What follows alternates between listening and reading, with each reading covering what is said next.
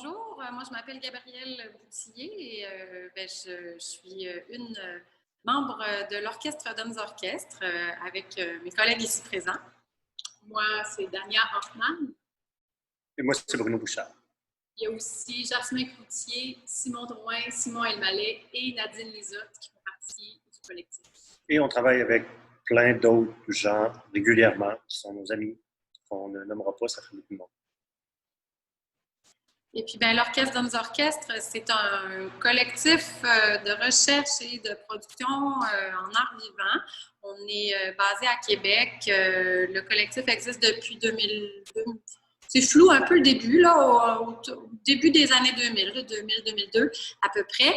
Et on a commencé à faire de la musique et à se demander comment on pouvait, d'une certaine manière, insérer, injecter d'autres formes de langage dans le fait de réaliser une musique ensemble. Donc, toute une réflexion sur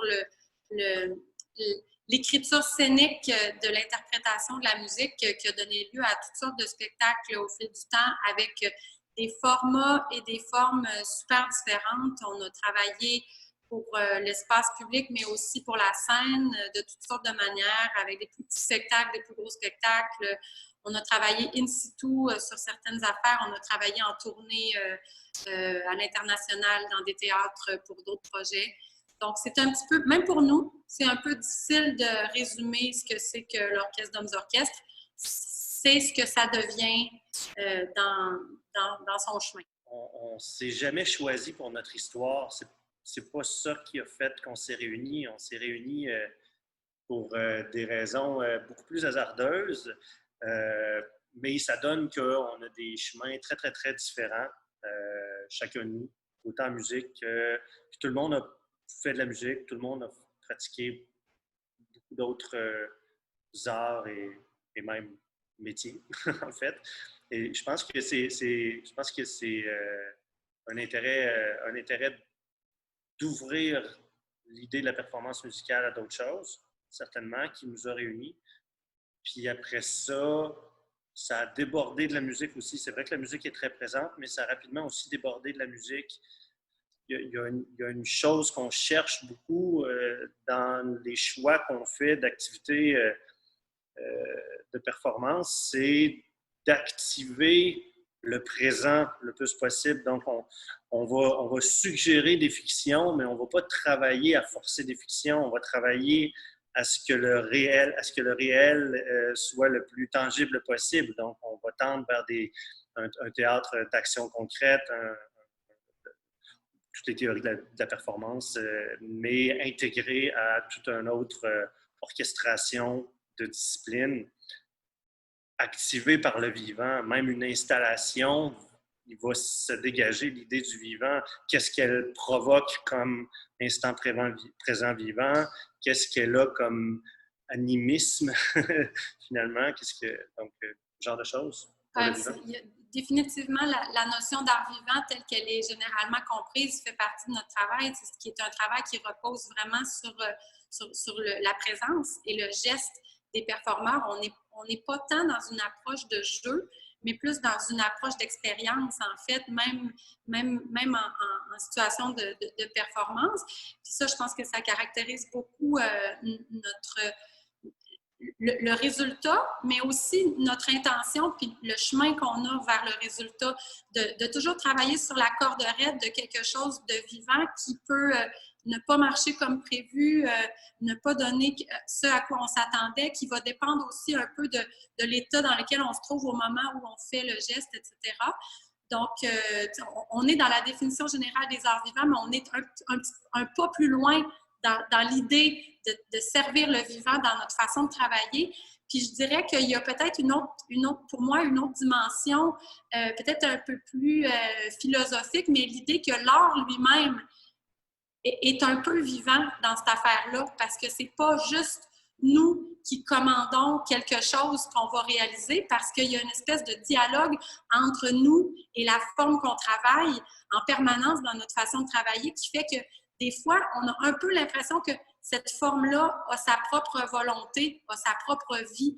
Et on va donc souvent être dans une espèce de corps à corps avec les formes qu'on travaille sur très longtemps par rapport à peut-être d'autres artistes qui ont une idée assez précise et dont le travail va être de concrétiser une idée qui était précise au départ.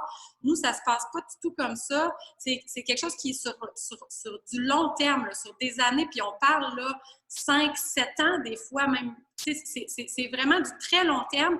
Et à un moment donné, les formes sont rendues là où elles voulaient aller et elles s'arrêtent et elles nous le disent, en fait. Ça y est, je suis rendue. Donc, c'est un processus qu'on a expérimenté à plusieurs reprises. C'est pas nécessairement quelque chose qu'on a souhaité, c'est juste quelque chose qu'on subit d'une certaine manière, qui est un peu le résultat de notre posture philosophique de départ et de notre approche après.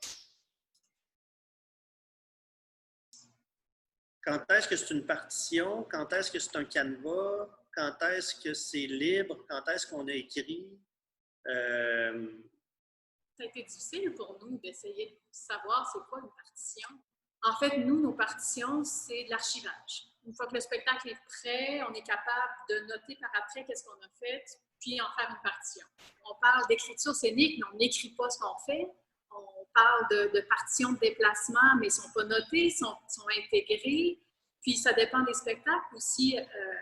Quand c'est une création peut-être un peu plus collégiale, tout le monde avance un peu à sa manière et la partition individuelle et collective se fait en même temps, mais des fois, on porte un projet plus personnellement, où est-ce que là, on a une idée qu'on veut essayer, puis là, ben, on l'organise, on essaie de voir qu'est-ce que tout le monde va faire, puis là, on transmet ça. Mais une fois qu'on a certaines musiques, certaines actions qu'on veut placer, bien là, on le met, on joue avec nos cases pour voir qu'est-ce qui peut arriver en même temps, qu'est-ce qui va arriver à sa destinée à quel moment.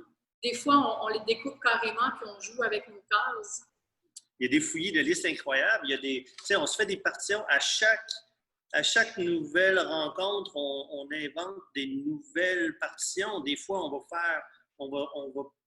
on prépare des idées, c'est des stimuli pour développer l'idée. Après ça, il y a des constats à la fin du travail. Ce constat-là devient la prochaine partition pour le prochain exercice. Et finalement, elle est en mouvance constamment. Donc, tu sais, il y a des grilles Excel et des grilles Excel et des listes et des listes et des listes. Il y a certains événements, il y a des moments, là, le plus pertinent, je pense, par rapport pour observation, c'est peut-être à un moment donné où chacune des disciplines est synthétisée en un mot. Là, on a toutes les disciplines qui s'en vont sur un timeline, puis on marque tout ce qui se passe en même temps. Puis des fois, il y a des trucs qui durent 2 tableaux, des fois. Mais tu sais, c'est des repères, parce que pour de vrai, quelqu'un va porter beaucoup plus de complexité et de subtilité dans son action que ce que ce résumé-là va faire. Mais ça ne veut pas dire que c'est un canevas à la Commedia dell'arte nécessairement non plus. On n'improvise pas. Ça, c'est un constat qu'on a fait tout à l'heure qui était quand même important. On parlait de la différence entre improvisation et liberté tantôt. Il y a une grande liberté d'interprétation, mais le scénario, même s'il va se développer sur 7 ans, lorsqu'on l'exécute, il est super structuré et on n'en déroge pas. Il n'y aura pas de développement de récit soudain, il n'y aura pas d'extrapolation d'une idée soudaine pendant l'événement. Et de cette façon-là, on est quand même assez strict, telle une écriture musicale, dans notre écriture scénique. On est quand même... on n'est pas des gens qui... On n'est pas dans le processus qu'on a eu à date. Les seules fois qu'on a développé avec improvisation, c'était un événement qui n'était pas du tout sur l'idée d'un timeline. Donc, c'était Convoi, qui était un endroit qui était un environnement structuré avec des véhicules, puis c'est des entrées-sorts, puis c'était un peu plus social. On était là ensemble, on avait préparé des stations où les gens pouvaient vivre des choses, puis on passait un moment ensemble. Puis il y avait un autre événement où on avait préparé une boucle de 7 minutes musicale, puis on le refaisait pendant 2 heures. C'était à 20 musiciens. Et ça, on se dictait dans l'oreille nous-mêmes des nouvelles façons de jouer avec la boucle. Et il y avait Là, il y avait l'idée de l'improvisation et du développement spontané prévu à même la partition, mais c'était un jeu auquel on voulait s'adonner, mais c'était pour cet événement-là. Normalement, on est assez, c'est assez écrit. On a des points de rencontre très, très précis entre les musiques et les actions. Alors, le moindrement que quelqu'un voudrait partir de son bord, tout le monde est largué. Alors, cette écriture-là est très, très, très précise. Ensuite, bien, comme disait Bruno, c'est plus une question de liberté d'interprétation que l'impro dans le temps. Puis l'idée de la règle de jeu, puis de la liberté sur scène en tant qu'interprète, c'est ce qui donne la grande impression de chaos à tout le monde. Tout le monde a l'impression que c'est le bordel, mais finalement, on a passé au travers à une vitesse incroyable et tout est super organisé. Mais c'est parce que nous, on est là, on s'amuse à ça, puis on est content, puis on est un peu désinvolte dans notre façon d'être sur scène. Fait qu'il y a une impression de chaos et de désorganisation. Puis il y en a il y a une désorganisation certaine dans le magma d'idées réunies, mais il n'y en a pas une dans la façon de les faire avancer et de se structurer.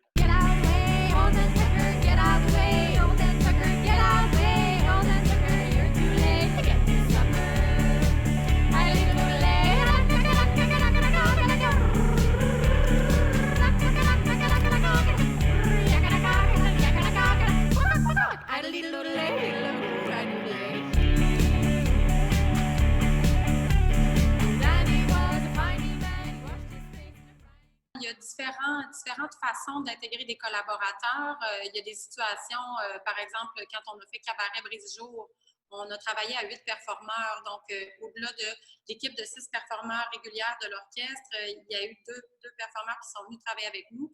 Ils ont été intégrés plus tôt dans le processus quand même parce qu'il fallait travailler avec eux la musique, les performances, etc. Mais dans le cas, par exemple, de 150 cabanes, qui est un spectacle qui mettait en branle une cinquantaine de performeurs, il y a eu, pour ainsi dire, aucune répétition parce qu'en fait, on les a juste bien préparés, c'est-à-dire on leur a envoyé la boucle musicale d'avance en leur expliquant comme il faut comment elle se partitionnait, entre guillemets. J'aime bien utiliser le mot partition aujourd'hui. Et on a indiqué comme il faut à chacun, dans le fond, dans la ligne de tes actions, bien, ça doit opérer ici, se transformer ici, le mouvement doit se faire là. Et donc, on s'est juste assuré que chacun avait une feuille de route extrêmement claire. Puis après, nous, ça va, c'est-à-dire que ce qu'on a à mettre en place était mis en place avec ça, puis on lance la bouteille à la mer, puis ça opère tout seul. Donc, là aussi, c'est quelque chose d'un peu particulier parce que je pense que des fois, les gens voient notre travail puis ils se disent « Mais mon Dieu, ça doit être des heures et des heures et des heures et des heures de répétition. » Mais même pour nous, on ne répète pas, on réunionne. On fait des grandes réunions interminables autour d'une table. On a la grille dans notre tête. On a la grille avec, par exemple, la trame de cuisine, la vitesse à laquelle le poulet doit cuire, la trame de musique, la trame d'action de qui va où à ce moment-là, qui va laisser le couteau à tel endroit sur scène pour qu'il puisse être utilisé pour faire telle action après par une autre personne. Ça, on l'a tout dans notre tête, puis on s'assure avant de partir que tout le monde sait ce qu'il y a à faire, mais on ne répète pas tant. C'est ça qui est particulier parce que puis c'est là que je prends conscience là, en temps réel à quel point, oui, il y en a une partition et qu'elle est très précise parce que ça nous permet de ne pas répéter parce qu'on sait très, très bien où est-ce qu'on s'en va. Quand on démarre, on sait où on s'en va. Fait que ça nous permet de faire des choses hyper complexes avec une ou deux répétitions. C'est comme si on travaillait plus à des ouvertures qu'à des fermetures dans le sens.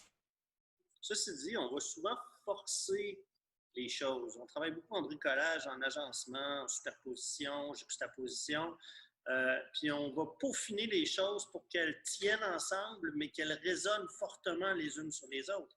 Donc, pour garder, on peut garder l'exemple de 150 cabanes qui vont en être un bon, mais c'est bon pour tout notre processus créatif. C'est qu'à un moment, il y a eu des idées de tableaux, de tableaux vivants, de performances, d'actions qui étaient complètement autonomes, qui étaient désirées pour ce qu'elles sont, qui, à un moment donné, étaient sur ces musiques-là.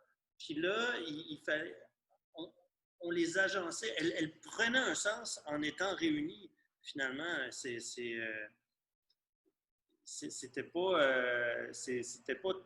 pas toujours, ça veut pas toujours porter un même sens. Ça prend un sens en étant réunis. Absolument. C'est drôle que Bruno dise ça maintenant. Moi, c'est une idée qui m'est venue en amont dans la même discussion qu'on a là. L'idée que c'est le sens que prennent les choses lorsqu'elles se croisent, lorsqu'elles se rencontrent, qui est peut-être la clé de voûte de notre travail. Oui, puis ça, c'est dans le processus créatif. Puis, comme dit Gabriel, il y a un 5-7 ans où ces affaires-là se peaufinent, il y a de la liberté tranquillement, la partition se resserre, mais plus elle se resserre, plus on est capable de travailler l'expression du détail et plus il y a encore beaucoup de choix qui sont faits. Et à un moment donné, les choix deviennent individuels, deviennent aux porteurs de partition. Donc, il y a une liberté d'interprétation qui devient en écriture elle-même aussi pendant un temps et qui, à un moment donné, s'arrête par le performeur lui-même. Il a développé une identité via son identité à lui. Et un jour, lorsqu'elle est terminée, on est capable de trouver un remplaçant, si on a besoin, un remplaçant qui va pouvoir exécuter une partition qui possède ses zones de liberté d'expression aussi, mais qui est assez détaillée pour être chorégraphiquement reproduisible finalement, mais pas nécessairement reproduisible dans l'intention. L'intention est traduite dans le choix d'action, dans le choix de règles de jeu. C'est-à-dire, ta règle de jeu, ça va être qu'on va t'attacher une main avec une corde puis qu'on va te tirer la main. Puis là, toi, joue comme tu veux avec ça, mais la règle de jeu va être la même puis le tableau ne pourra pas changer parce que le jeu, il est là. T'sais. Mais toi, en tant que performeur, après, tu chantes ta chanson pendant qu'on te tire la main puis il y a une autre règle de jeu qui est tu chantes la chanson dans une canne de conserve pour avoir un thème de voix qu'on veut. Ça non plus, ça ne change pas. Mais toi, après, tu peux le porter comme tu veux en tant que personne. Avec la contrainte, on est obligé d'être réellement dans ce qui se passe parce qu'il faut engager le corps pour combattre un peu la contrainte, puis il faut en même temps livrer un message qui est attendu. Donc, il y a cette espèce de combat intérieur-là qui donne toujours une vérité extraordinaire et qu'on adore. Pour moi, il y a quelque chose de pratique, si on veut. Ça nous occupe sur scène par rapport à notre présence scénique. Si tu es en train de jouer d'un instrument, tu n'as pas le choix d'être un peu vrai. Tu n'as pas le choix d'être vraiment en train de faire quelque chose de pratique. Puis là, ben, on essaie de faire quelque chose en même temps. Donc, veux pas, ton cerveau est divisé en deux. Des fois, il y a du cafouillage d'un bord ou de l'autre. Et puis, l'aspect performatif de jouer de la musique en faisant quelque chose d'autre est intéressant.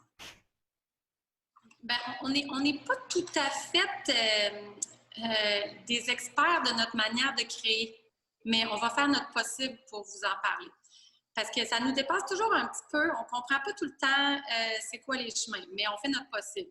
Puis certainement, la musique a un rôle absolument structurant pour toutes sortes de raisons. Ce que Dania exprime là par rapport au fait que, puis là ça m'a fait rire quand elle a dit « ça coupe notre cerveau en deux », là on touche à la notion informatique de partitionner un disque dur, par exemple. Alors, on est dans une certaine partition aussi.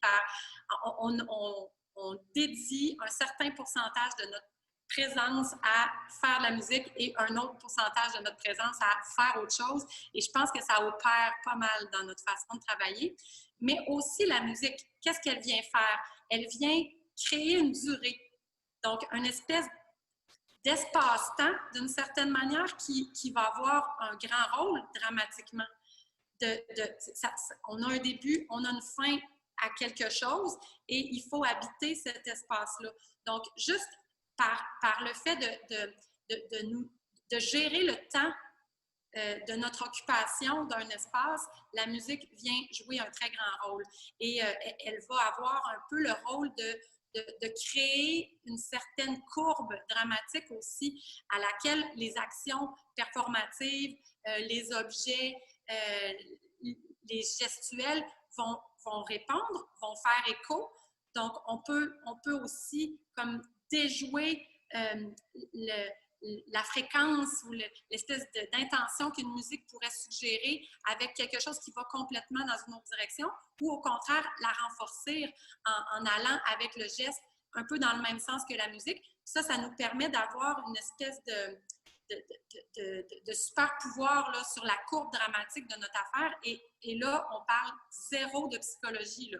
On n'a aucun développement psychologique dans notre approche et pourtant, on arrive à vraiment moduler une courbe d'intensité dramatique dans un spectacle. Après ça, la musique a servi. Elle a servi à structurer de l'écriture, mais de plusieurs manières différentes. Nos premiers spectacles, Joue à Tom Waits, puis Cabaret Brise-Jour et autres manivelles. Y a-t-il encore autres manivelles dans le titre? Je ne me rappelle plus.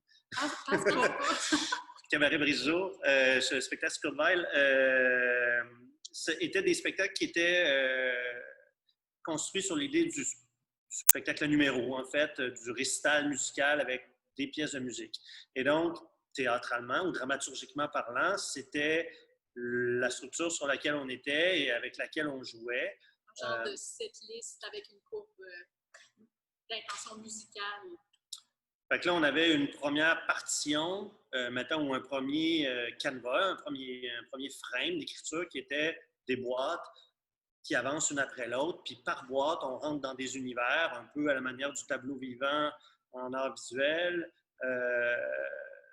dont on s'est inspiré un peu pour aller dans des mises en scène. Des fois, c'est des mises en scène beaucoup plus mécaniques. Écoute, on pourrait nommer plein d'influences, que ce soit grotowskienne ou whatever, tu sais, mais on n'a pas besoin d'aller là nécessairement. C'est un potluck d'influences, mais tout ça pour dire qu'on avait ces premières structures de partition-là. Après ça, la musique a servi de liant à une autre idée qui était d'utiliser un camion pour faire un événement extérieur. Et encore une fois, elle devenait structurante en ce sens-là qu'en ramenant l'utilisation du camion à la musique, encore une fois, sous l'angle dramaturgique, on était cohérent. On se structurait dramaturgiquement en se ramenant toujours à un camion musical ou à un camion instrument de musique. Mais chacun des numéros était plus ou moins à propos de la musique. Il était soutenu par la musique, mais tranquillement, cette première partition-là laissait la place à une autre partition qui était comment on transforme notre camion de numéro en numéro. Donc là venait une deuxième écriture, une deuxième partition qui était maintenant celle de l'évolution de l'utilisation de notre objet. On n'est pas sur le théâtre de l'image, on était dans un développement de l'objet plus art visuel. En tout cas, je ne rentrerai pas là. Là, après ça, il y a eu d'autres utilisations de musique encore. On parlait de Chicken Kitchen tantôt, où on a fait un premier show à numéro. Là, à un moment donné, on était un peu... on n'arrivait pas... Ça faisait quelques fois qu'on faisait ça, la forme numéro. Oui, mais il y a quelque chose qui faisait qu'on trouvait qu'on n'arrivait pas à une étape dramaturgique qui nous intéressait. Puis est venue, à un moment donné, l'idée de la cuisine. Et donc là, tout à coup, l'idée du spectacle à numéro a été est passée en troisième plan en arrière. Elle était là. Elle structurait encore un chemin d'avancement. Mais ce qui nous structurait vraiment dans l'écriture de nos numéros scéniques, c'était comment on va faire pour faire un poulet en 1 heure sur scène. Puis là, c'était ça qui devenait la partition qui nous dictait comment construire nos numéros. Et finalement, bon, pour donner un dernier exemple, il y a eu ces grandes performances à grand déploiement, 20, 30, 50 performeurs dehors, où là, il y avait tellement de monde impliqué que là, la musique était hyper structurante. Chacun des petits moments dictait à telle mesure, tu pars, tu prends ta marche, tu montes au 4e étage, tu lances la lettre, tu redescends. À la fin de telle mesure, tu prends ton instrument, tu joues telle autre partie. Et là, il y avait vraiment une organisation chorégraphique de la musique. Et puis finalement, tout à l'heure, dans la discussion, on se promenait beaucoup entre musique et chorégraphie. C'est lequel qui dicte. Tu sais, c'est toujours un aller-retour. Tout à l'heure, on parlait d'être vivant, on va essayer des choses, nos essais nous révèlent des affaires qu'on n'aurait pas pu penser avec notre tête, puis là, on repart écrire avec ça. C'est la même chose entre la musique et l'organisation de nos actions. À un moment donné, on se dit, pendant la musique, on pourrait essayer ces actions-là, on va l'essayer, puis on fait, hey, non, c'est cette action-là qui va aller vraiment mieux. Et donc là, l'action se met à diriger la musique finalement, puis on se promène un peu entre les disciplines. Pareil comme quand on invente un instrument, même chose. On pense qu'il va faire quelque chose, finalement, l'instrument fait complètement d'autres choses. Et là, c'est l'instrument qui nous dicte ce qu'on doit faire dans le numéro, finalement. La musique n'est pas toujours un point de départ, mais elle en fait toujours partie ultimement. Bruno parlait d'un projet à 50 performeurs avec beaucoup de petites actions, mais finalement, c'est la musique qui nous donnait une impression d'unité dans tout ça. Il y avait chaque petit univers distinct, mais finalement, tout le monde, à sa manière, participait à cette grande musique-là qui se déployait. C'était ça la fonction de la musique, mais la musique a été écrite plus tard dans le projet, après qu'une partie des actions soit décidée, puis qu'on connaisse les performants, puis quel genre d'instruments ils pouvaient jouer. Bien là, on s'est mis à écrire pour ces gens-là aussi. Alors là, la musique est arrivée dans un deuxième plan, mais on savait à la base qu'il y en aurait. Ça va toujours dépendre du projet. Des fois, on va écrire des musiques, puis on va se dire, on part de cette musique-là, puis on écrit performativement sur les musiques, mais pour des projets comme 150 cabanes avec tous les performeurs, c'est à un moment donné, c'est l'action qui dictait, qui nous disait « faut changer de la musique, il faut que la musique dure plus longtemps. » Et donc, on écrit la musique en fonction de ce qu'on veut faire. Et ça se passe un peu tout en même temps. Et c'est là qu'à un moment donné, la musique est un outil structurant dramaturgiquement. Il organise, mais il n'est pas nécessairement structurant dans le développement de l'exercice créatif. À un moment donné, il est à part égale avec les autres. Puis c'est les autres qui vont dire « musique, tu dois faire ça pendant cette quantité de temps-là parce que nous, c'est ça qu'il faut qu'on fasse. C'est ça qu'on veut faire. » Des fois, il y a des impasses et des petits rapports de force entre bon, ben, qu'est-ce qui va dicter la prochaine étape? Est-ce qu'on peut bouger la musique ou est-ce qu'on doit bouger les actions ou vice-versa? Et puis, il faut jongler avec ça selon la situation du projet. Oui, puis c'est ça, d'un projet à l'autre, ça change complètement. Tu sais, je nous écoute parler, puis il y a des contre-exemples à tout ce qu'on dit.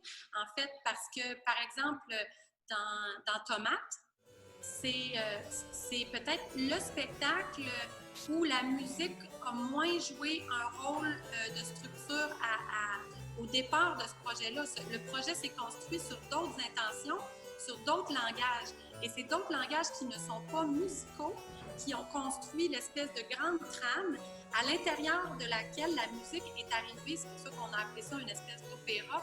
La musique a été injectée à des endroits précis pour créer une emphase sur certaines affaires qu'on voulait mettre en lumière. Donc, dans ce cas-là, la musique n'est pas venue créer l'espace dans lequel le show a pu se déployer. C'est le langage du conte, le langage des prises de parole politiques qui était très important pour nous, ainsi que tout le langage vidéo, tout le bricolage vidéo. Alors, c'est des affaires super différentes, mais qui ont à L3, le conte, la prise de parole politique et la vidéo construit l'espèce de courbe et la musique a juste été utilisée pour vraiment exacerber les intentions qu'on avait à différents endroits. Puis là, on trouvait que c'était vraiment le procédé opératique, c'est-à-dire une superposition de langage avec la musique qui a vraiment un rôle romantique là, de grossisseur d'émotions puis d'intensité. Alors, à ce moment-là, ben, on est allé composer les musiques pour faire ce qu'on voulait que ça fasse sur les textes. En fait, on avait des petits extraits de texte qu'on voulait mettre en musique. Alors, ça a été une approche de la musique complètement à l'inverse de d'autres projets, par exemple dans 150 cabanes, où notre boucle était totalement construite sur la musique et c'est à l'intérieur de ça qu'on a injecté la chorégraphie gestuelle performative. On finit souvent par se garder des traces pour nous aider à une mémoire, se rappeler ce qu'on fait, mais on veut laisser les idées continuer à évoluer et surtout laisser les gens qui vont porter les idées les porter de façon intime et personnelle aussi. Et donc, le travail de l'Orchestre des orchestres, c'est l'amalgame de tous les imaginaires, de toutes les façons de faire, de ses membres.